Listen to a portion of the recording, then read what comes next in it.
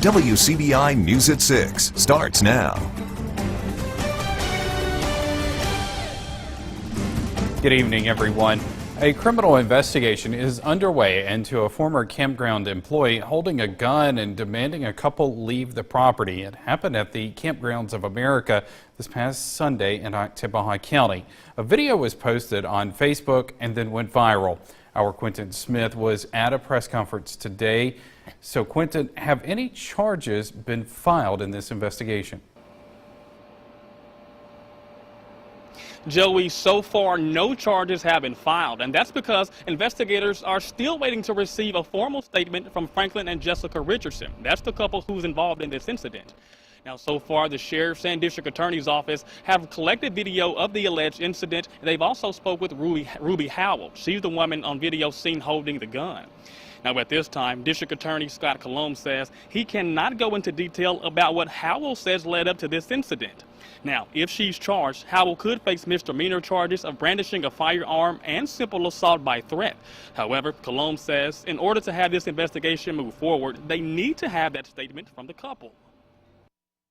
On Tuesday, we did receive a call from the male victim, and after speaking with him for a length of time, we asked if he and his wife would come to the Wcbi County Sheriff's Department, and so we could do a report, gather more information, and open an investigation. At that time, he informed us that he didn't want to do that at that time until he spoke with his attorney. Without their formal statement, we can only rely on hearsay. And we certainly want to protect their rights if their rights were violated. So we would just ask them to come forward to the sheriff's office if they want to. I mean, it's up to them. But if they want to, give us a formal statement and we'll be happy. I know the sheriff's office will be happy to do everything in their power to protect and enforce their rights. Now, Howell has since been relieved of her duties from the campsite, and the Richardsons, they've also hired an attorney. Colomb says he expects his office to hear back from the couple by the end of this week. Now, of course, we're going to continue to follow this developing story and bring you the latest details as they come available. But for now, reporting live in Starkville, Quentin Smith, WCBI News. Pickens County deputies make an arrest in an April homicide. 23-year-old Zosmo Hernandez is charged with murder and theft of property first degree. He's accused of killing Hernan Diego of Carrollton. Diego was found shot to death on County Road 2 back on April 6. District Attorney Andrew Hamlin announced the arrest today. Hernandez remains in the Pickens County Jail on a $1.1 million bond. A car burglary spree in Columbus lands 3 people in jail. 18-year-olds Donquarius Stewart and Christian Lowe are both charged with multiple counts of auto burglary. A juvenile has also been arrested, but their name is not being released. 11 unlocked vehicles were burglarized in a 24-hour period last week. Some of those break-ins occurred along 5th Street North. Investigators say alert neighbors helped them quickly develop a suspect. Police say locking your doors and rolling up your windows could keep you from becoming a victim.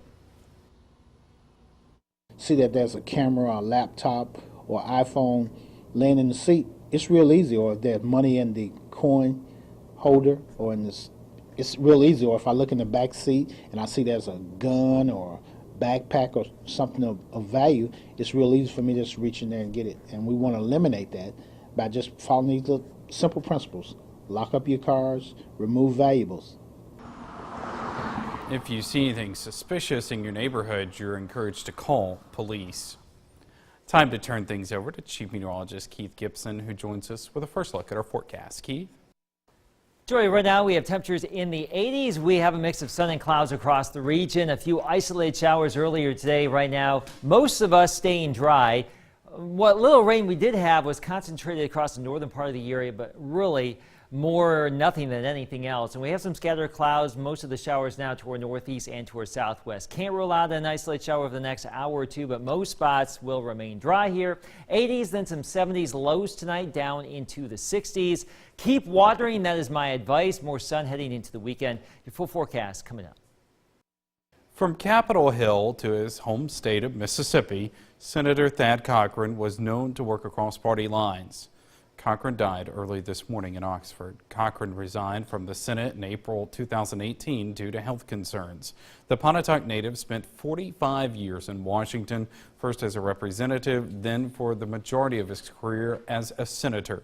His fellow Senator Roger Wicker remembers him as a powerful, polite, and persuasive man. Even though he was a loyal and partisan Republican, he could always reach across the aisle, as you have to do in the United States Senate with the 60-vote rule, and get things accomplished. And he's accomplished so much for our state and nation. Economic development officials say Senator Cochran used his influence to help bring and keep jobs in Mississippi. John Milstad with the Community Development Foundation says Cochran worked tirelessly to help improve the quality of life for all Mississippians. He deeply cared about Mississippi, and Mississippi is a better place today because of Thad Cochran. He and his influence, not only was it impactful in years past, but it will carry on with the legacy that he has left. Because of the way he led across the table, he was a great example for others to follow in politics. Milstad says Senator Cochran was instrumental in securing funding for the Hive Business Park, which is being developed in southern Lee County. The most recent phase of Tupelo's major thoroughfare program seems to be hitting a rough patch as it plans to go through one of the city's most established neighborhoods. Our Allie Martin joins us live from the Thoroughfare Committee's meeting. Allie, this one isn't exactly business as usual, is it? Oh, that's right. Definitely not business as usual. The Major Thoroughfare Committee went into executive session right away to discuss possible pending litigation. Now, here is the situation. An initial proposal called for street improvements from Clayton Street to Robbins Street. An alternate project adding one block from Robbins to Madison has been proposed, and that has been met with some opposition. Some folks say that additional work is just too expensive and would also negatively impact Tupelo's oldest neighborhood, Highland Circle. Now, the committee has just come back into regular session, and moments ago, they decided to have a public hearing on everything. So they're going to set that. Folks will be able to come out and give their opinions, and then the Major Thoroughfare Committee will decide what to do. So we're going to have more on this coming up on WCBI News. For now, we're in Tupelo. We'll send it back to you in the studio. All right, thanks, Allie. Starkville residents are voting on a proposed increase in restaurant and hotel tax for the city. Election turnout has been mixed throughout town. While some precincts did not see a lot of voters, Ward 5 had a steady line. There, they are also electing a new alderman. If the restaurant and hotel tax passes, it will be used to finance a new sportsplex and other parks improvements. Polls are open for another 50 minutes or so until 7 o'clock tonight. Business owners in Starkville are hoping that action on the diamond leads to sales in the shops. We check in on them when we come back. Welcome back, everyone. The road to Omaha will run through Starkville this year. 3 teams, along with the Mississippi State Diamond Dogs, are facing off with the hopes of moving on to the Super Regionals and eventually the College World Series. Our Riley Livingston takes a look at how the city is preparing for the crowds of fans. The regular season is over, but there's still one more high-stakes weekend series at Dudy Noble Field. Mississippi State is hosting the NCAA Regional Baseball Tournament, and Starkville is playing host to fans from across the country. And the city is getting ready to greet the crowds. We just spend our time the week before really preparing to roll out the red carpet for all of our visitors, making sure that our restaurants and our hotels are ready to be at capacity and prepared, and that people can navigate the city while they're here. Jennifer Prather says the regional could give business businesses a welcome shot in the arm during what is normally a slow time of year. So it's no secret that it kind of, town is a little bit like a ghost town in the summertime. It's a little bit quieter, easier to navigate. Weekends like this are really important to the sustainability of our tax base. The restaurants and the retailers that are open all year long, even when their customer base decreases, really capitalize on weekends like this to sustain themselves throughout the summer. With an expected increase in customers, some stores are treating the weekend like a warm-up for fall. Definitely feel like fall, with all the out-of-state and out-of-town customers, so we really just get to prepare for that and get ready for the busy season. Prather says scheduling of athletic events can help with business traffic too. When a game starts at noon, it encourages people to come into town earlier and possibly stay longer. Weather right now across our region in Columbus, Tupelo, Vernon, at Durham's Pharmacy, and in Louisville, Mississippi. Great weather here on a Friday night, or a Thursday evening. I wish it were Friday, right? Speaking of Friday, we'll have that forecast coming up. But for tonight, your Thursday night, we're down into the 60s. Stay tuned, your forecast is next. Your WCBI First Alert AccuWeather forecast with Chief Meteorologist Keith Gibson. Not too terribly busy in Starkville. Things will be picking on up here as we get ready for baseball tomorrow at noon. And speaking of that game, MSU versus Southern at noon, 84 degrees. By 3 o'clock, 87 or maybe 88. Mostly sunny to partly cloudy here, so sunscreen, your hats needed. And in the evening, we have Ole Miss taking on Jacksonville State. Weather is going to be very nice. Low 80s at 7 o'clock, and then by the end of the game, somewhere in the low 70s with mainly clear conditions. Right now, we have a few isolated showers. Look closely. East of Pontotoc, in and around Lee County, maybe a sprinkle or a brief shower, but that's it across our viewing area. Scattered clouds, yes, and a few isolated showers, but the biggest activity staying away from us. We can see this wildfire smoke swirling across the northern plains with our high-resolution satellite imagery this afternoon. Look at that. Big swath of smoke coming on down from Alberta, way out there in western Canada. Already fires burning out there, and all that smoke is coming on down with the upper-level airflow pattern. But for us, we have some scattered showers and some cloud cover here. Maybe some clouds lingering in the morning. This is 7 o'clock, but if you do have a cloudy start on Friday, those clouds will thin out by midday, and we will become mostly sunny to partly cloudy. A northwesterly breeze here on our Friday will usher in some lower humidity, so it's going to be warm, but it won't feel as bad. Saturday morning, clear. We're looking at mostly sunny skies during the day Saturday as well. Now on Sunday, we'll be watching this weak little front that will try to sneak on in from the north. It could squeeze out a stray shower or thunder shower around here. Rain chance is pretty limited though. So again, just consider no rain in your spot wherever you live until proven otherwise with another area of high pressure coming on in.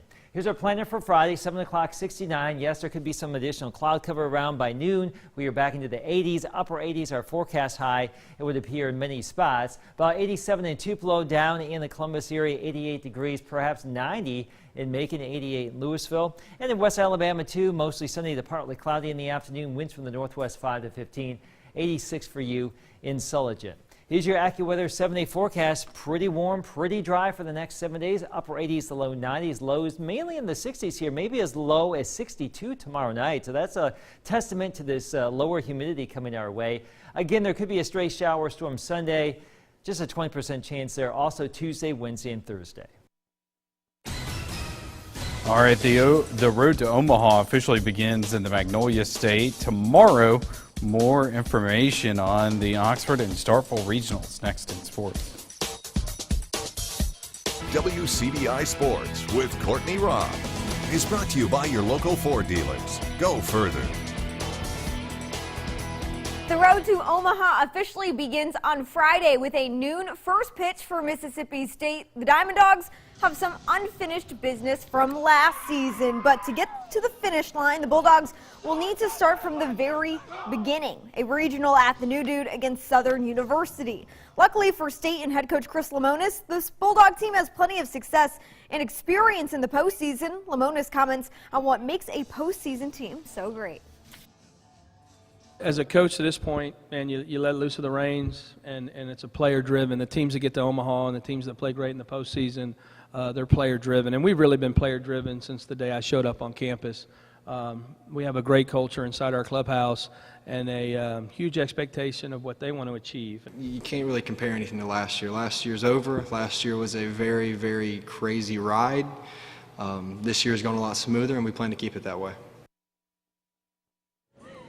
Let's head up north to Oxford, where the Rebels are getting in some swings and throws to prepare for round 1 against Jacksonville State. And as much as fans may not want to remember the loss to Tennessee Tech last season, it's hard to talk about Ole Miss without addressing the disappointing outcome from that Oxford Regional in 2018. The Rebels right now are riding some good energy heading into that 7 p.m. first pitch to the Gamecocks. Until Sunday, the idea of Ole Miss hosting another regional was unexpected, but after the team's run in the SEC tournament, the Rebels have stuck themselves right back into the College World Series conversation. Prior to Friday's game, the Rebels addressed the tough loss from 2018 and look ahead at the team's road to Omaha. We weren't even really talked about being a bubble team, and then they're like, you're going to have to win the tournament to even be in the discussion, and now we're 12th. It's kind of just like, I mean, you never really know. You just try to go play your best baseball, and you just kind of let them figure it out. But we did what we could. We controlled what we can control, and then the rest fell into place. There are a lot of new guys that weren't here during that, and this is a new team. I think this is a team that's trying to make their own path, and so. But I'm sure there's some of those guys in the dugout, in our dugout, that'll use that as motivation. That's great. If that's going to help them, that's awesome. It's definitely been the goal, but we definitely want to make it to Omaha, and it's going to start with me tomorrow, and moving on towards next week too. If I can get the win on the first day of the series, then it'd be good to get us going towards Omaha. Mississippi State and Ole Miss releasing football game time and network information for the 2019 season. Both teams beginning with early 11 a.m. games on August 31st. Early bird gets the worm, or maybe they get the win. Then on September 7th, some slightly more normal time. State with a 2:30 start time and Ole Miss with a 6:30 kick. And then it's back to the rise and shine grind on September 14th. MSU with another 11 a.m. kick against Kansas, and Ole Miss gets the 3 p.m. kick as well. And then, of course, the infamous Egg Bowl, which returns to Starkville for the 2019 season. That will be the entree to your Thanksgiving dinner, as always, with a 6:30 p.m. kick time on ESPN as well. And we also have just 92 days to go until football. Plenty of time for you to prepare, but hopefully you don't feel like you're waiting too long. That's it for sports. The last look at your weather is coming up after the break. Stay with us. WCBI sports coverage of the NCAA Baseball Regionals is brought to you in part by Columbus Orthopedic Clinic and Outpatient Center. Bank First, a better way to bank. And visit Columbus, the city that has it all. All right, here's our 7-day forecast. Some nice weather as we get ready for baseball action in North Mississippi tomorrow. Humidity will be lower, so it's going to be warm, but the heat index won't be too terribly high. Just plan accordingly. The sun's very powerful, and we stay in the 90s for a good chunk of early next week as well.